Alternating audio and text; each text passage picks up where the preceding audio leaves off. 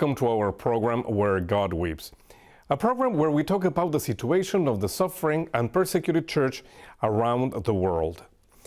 Since its independence from the British Empire, the Republic of the Union of Myanmar, also known as Burma, has been immersed in a long civil war in some regions. The international press constantly covers the ethnic conflicts in Burma. The Catholic Church has had an important role in the development of the country. And to know more about the work of the Church in Burma, it is my honor to welcome Monsignor Saw Yaw Han, Auxiliary Bishop of Yangon in Myanmar. Your Excellency, welcome to our program. Thank you. Your Excellency, you were recently appointed Auxiliary Bishop for Yangon. Yes. And were you expecting this kind of appointment, or was it a big surprise for you? Yeah, I did not expect that kind of appointment. It surprised me. But you have known well Archbishop Bo for a long time. Yes, I know him, yeah.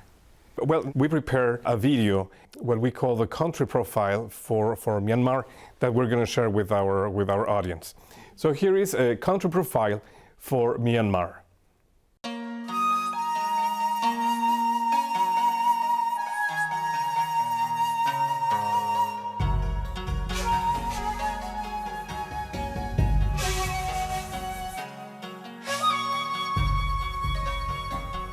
Myanmar, formerly Burma, a country that is gradually opening up to the world, through tourism, economically and politically, after several decades of close isolationism, is undoubtedly one of Southeast Asia's most interesting countries.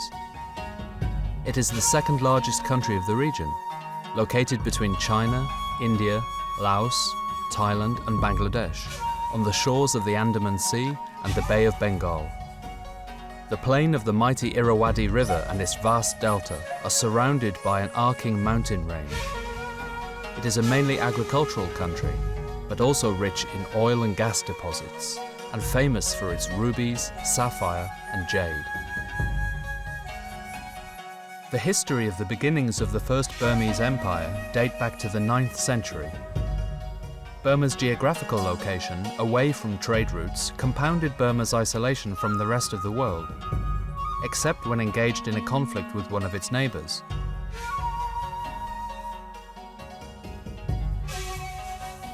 In the 19th century, however, Burma was conquered by the British and incorporated into its Indian colonial empire. An independence movement began to develop in the 1930s, which after World War II and the Japanese occupation led to Burma achieving independence in 1948.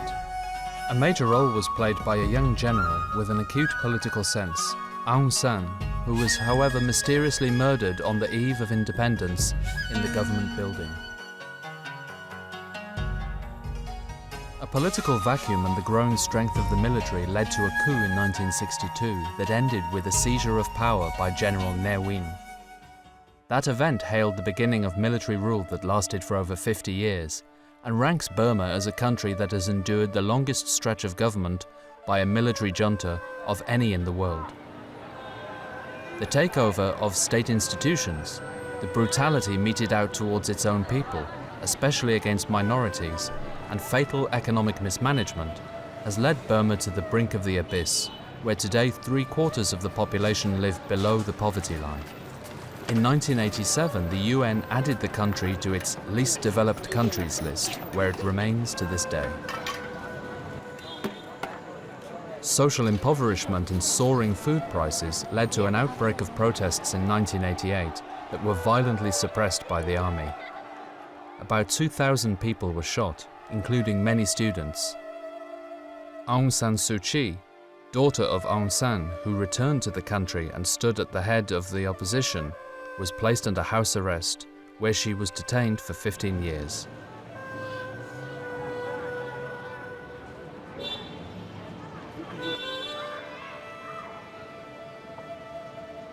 Successive protests were violently repressed over the years, most notably that in 2007, the so-called Saffron Revolution, named after the color of the robes of the Buddhist monks who attended en masse, the army stifled this outcry for freedom with brute force, shocking the world with the violence meted out to the monks, which in Burmese culture is considered one of the worst kinds of crime. The combination of internal strife, humanitarian disasters, and international condemnation brought about change only in 2010, with the first general election in 20 years. Hailed by the military as a step in the transition from military rule to civilian democracy, opposition groups declared the election fraudulent and invalid, citing that in any case a 2008 constitutional amendment had already entrenched the primacy of the military. A nominally civilian government led by former General Tien Shen was installed in March 2011. The generals replaced uniforms with suits, and the so-called Burmese thaw began.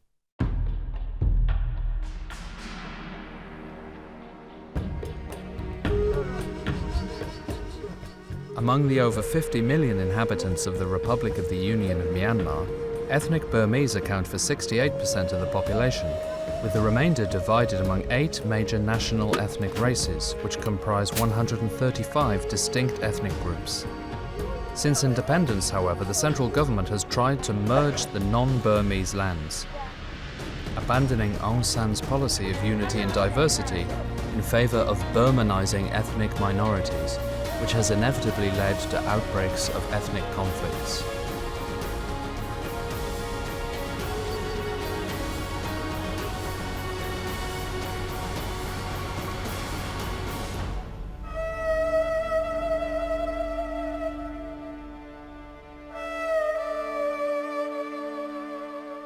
The Burmese Civil War, which has on and off lasted since 1948, ranks as the longest armed conflict in the world. The toll of these struggles are hundreds of thousands of dead, millions deprived of land and homes, and an economy in ruin.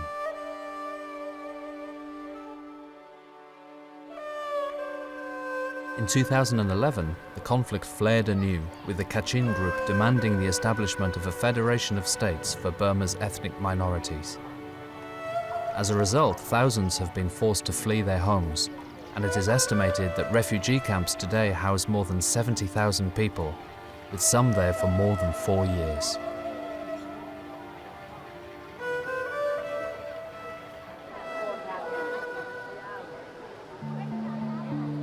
Burma is a country with a Buddhist majority. More than 90% of the population confess to being Theravada Buddhists.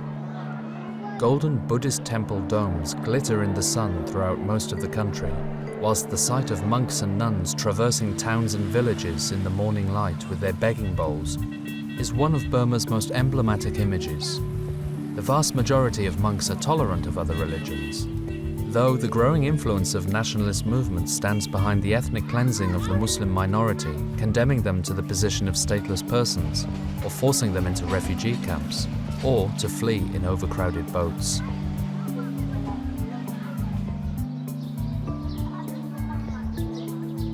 The Catholic Church makes up 1% of the country's total population. Its followers are majority ethnic minorities with an animist past: Karens, Kachins, and Chins. According to Archbishop Charles Bo, the first cardinal in Burma's history, Catholics do not experience direct persecution in Burma. We had all the privileges to run our own seminaries, our own novitiates, and also for like the ordinations of priests and appointments of bishops from Rome, and also even conversion those days. They had no objection, no difficulties at all. Only thing that we have been constantly followed by the military intelligence. We did not really enjoy equal privilege with the majority of the Buddhists. It's more like our building of the church and our constructions. Officially, we are never allowed to have to build new churches.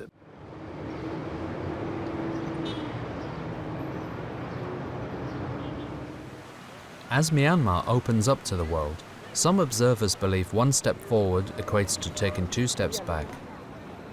Since 2011, Myanmar has freed some political prisoners, legalized and acknowledged the existence of the opposition National League for Democracy, NLD party, letting it take its place in parliament, has invited Western investment and intends to move towards democratic elections. However, Aung San Suu Kyi, Nobel Peace Prize winner, head of the NLD and the personification of hope for change, shared by many Burmese, has not been allowed to stand in presidential elections. The authorities continue to use force against student protests, whilst smouldering ethnic minority conflicts continue to erupt. According to Cardinal Bo, the people of Burma above all crave freedom. I must say the socialist regime came in when I was just 11, 12 years old. From that time, the whole nation was reigned with fear there, with the military regime and all that. So fear in the political places, fear in the business, even in the schools, afraid of the teachers, afraid of the leaders, that also affecting the religion. My biggest dream, personally and as well as for the whole nation, is freedom.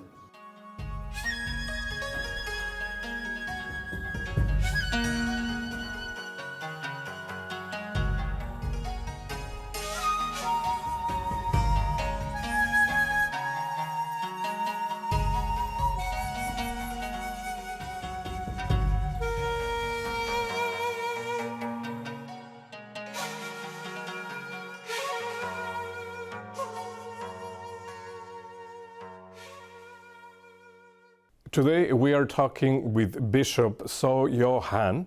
He is the auxiliary bishop of the Diocese of Yangon in Myanmar. Your Excellency, in this video we were reviewing what is the situation of Christian in the country. So it's really a minority among the very large Buddhist population. What does this mean for your pastoral work? What kind of challenge this mean for you? In Myanmar, we have a great majority is the Buddhist people. I grew up in the Buddhist surrounding. They have been very kind and generous, very positive also. So for me, doing work of evangelization in my country is, how to say, that is not much, how to say, challenges to work among together with them.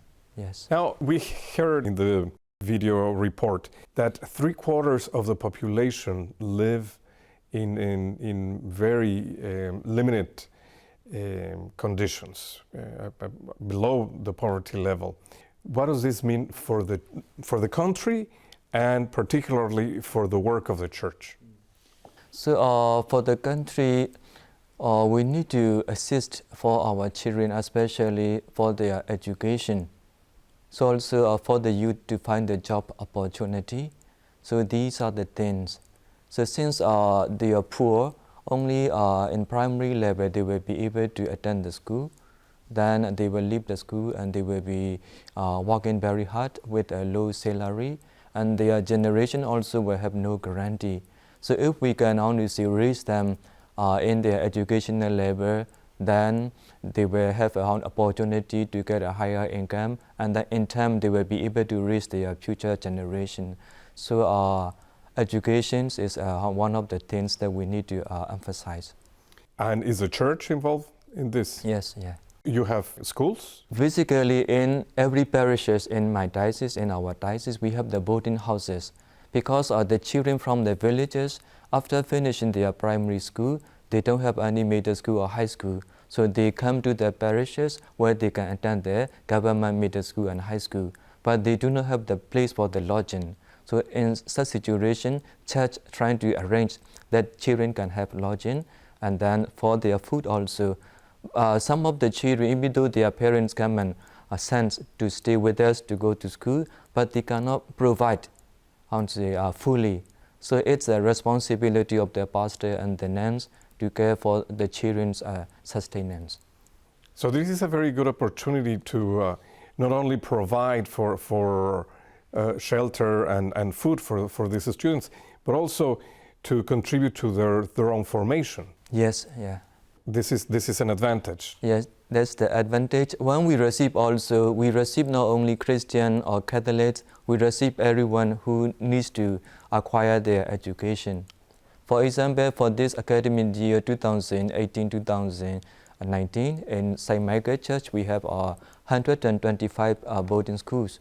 Out of 125, 25 are Buddhist children, Buddhist students. So a kind of interfaith activity also involved in that. And that promotes this understanding between both faiths. Yeah, mutual understandings and mutual cooperation, yeah. Now, what is the reality of your diocese in particular, Monsignor Yangon? Because the country is very diverse in terms of ethnic groups, dialects, languages, and everything. But is this, your region, your diocese, is it a little bit more unified? Yes, basically we have current ethnic people and then Tamil Indian people. Only two big groups are in our diocese. So with regard to ethnicity, we don't have only much challenges. Yeah. We also have a Korean pastors, so also Tamil pastors working together in the same diocese. So it is important to attend to the different ethnic groups in their languages and with their own people. Yeah.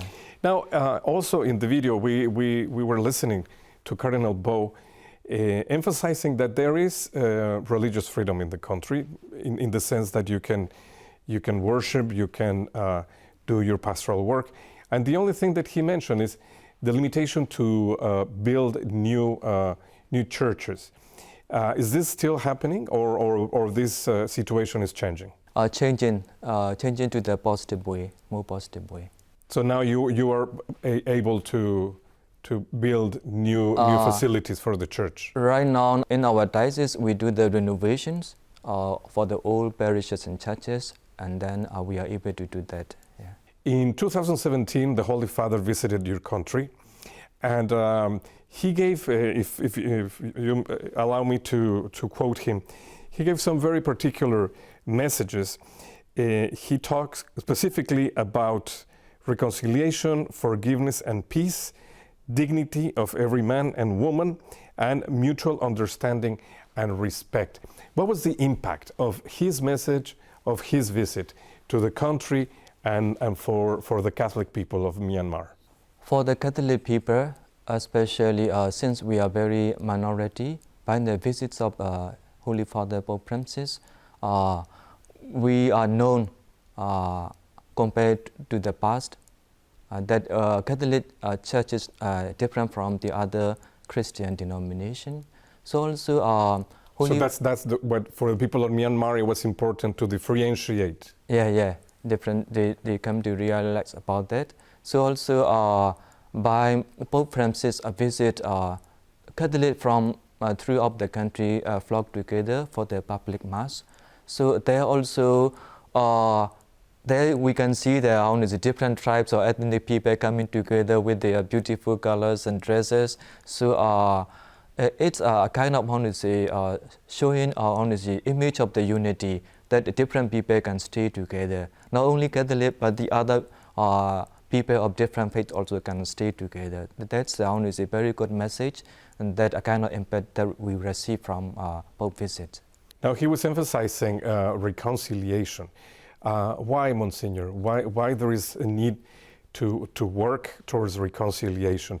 Are these the wounds of the civil war? Yes, civil war has been going on for so many years. Still now it's happening also. So in some area, especially in Kachin area, it has been about 4 or 5 years already. Some of the people they are not able to go back to their own places or native places. They have to live in the camp. At the same time, by staying in the camp, they like losing their ability to work freely or to stand for their family, because they have to wait for their food that's shared to them.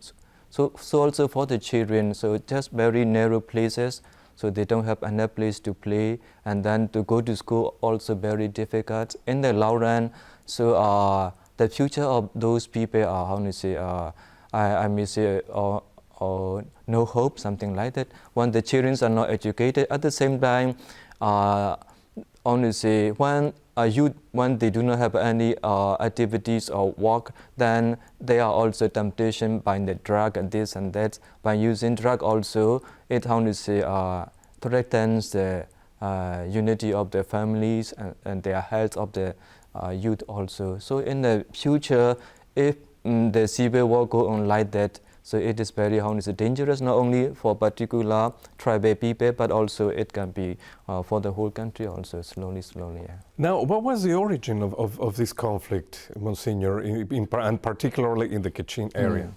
In Kachin area, there are how to say so many how to say valuable resources, minerals and jade, something like that. So maybe somehow based on economic things and political things, so it had been fighting something like that. Yeah. To have control over the natural resources. Yeah, it may be one of the reasons. Yeah. Now, there are about 70,000 internally displaced people out of this conflict.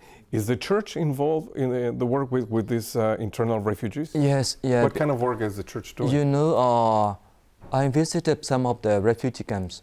That's how to say under the assistance of the church, together with the how to say Gurunas International Service, something like that. So the church trying to build places for the refugees, for them to lodge. So also they trying to how to say arrange to get food and the other necessary things. The church person preached, and then they work together with the other people.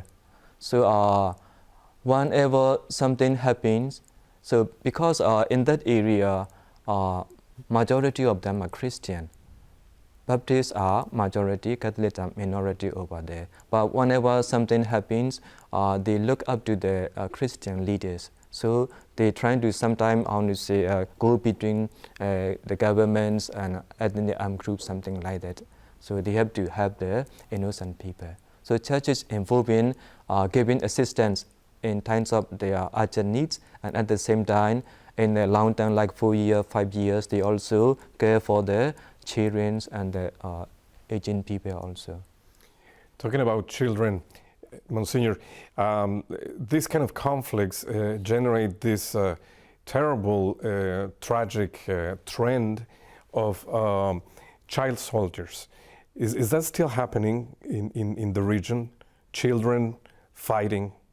Right now, I don't hear much about that, because sometimes I read in the paper that Chinese soldiers return to their parents, because internationally also, how to say, get pressure. So I think both sides they are not encouraged. They are not encouraged to help the Chinese soldiers. So compared to the past, and by this time, I think there may be less soldiers or no Chinese soldiers, something like that. Yeah. So it has been reduced. Yeah. The drama of the children fighting. Yeah. In what capacity lay people are involved in the pastoral work? Do you rely in the help of lay people for catechists, for some ministries? Mm-hmm. How committed are they?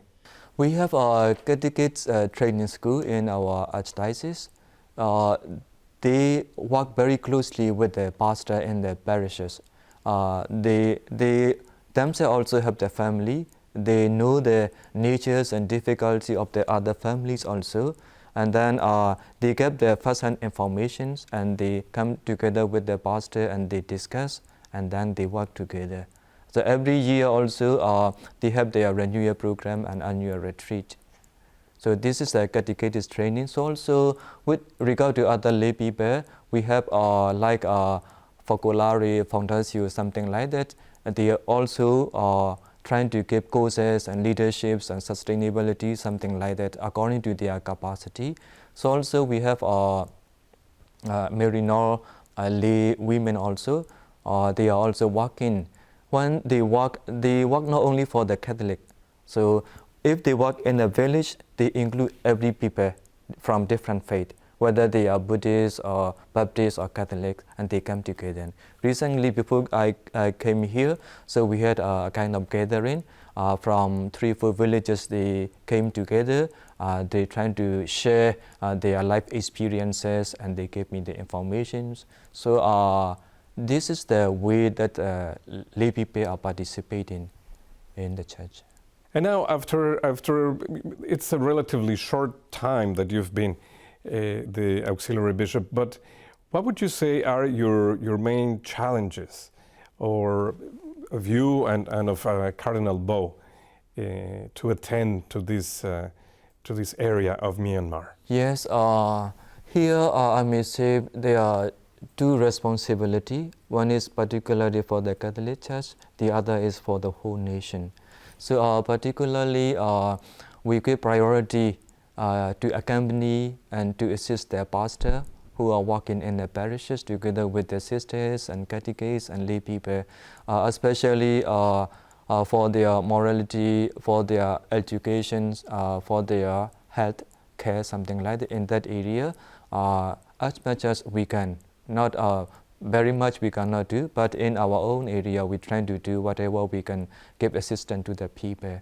So also our nation Myanmar is, how do you say, since we are citizens of Myanmar, we have the responsibility to contribute our, how do you say, our services for the good of the whole nation. So in Catholic Bishop Conference in that level, since 2 years ago, we trying to, how do you say, establish 5 commissions like education, like human development, ethnic roots and environmental goals, interfaith dialogue, something like that. So by having special group, and then we find means and we how to assist in our nation building to become peaceful and developed.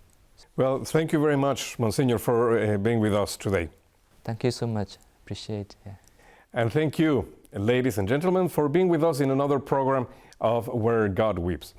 If you want to know more about the work of the Church in Myanmar, we encourage you to contact the information at the end of this program.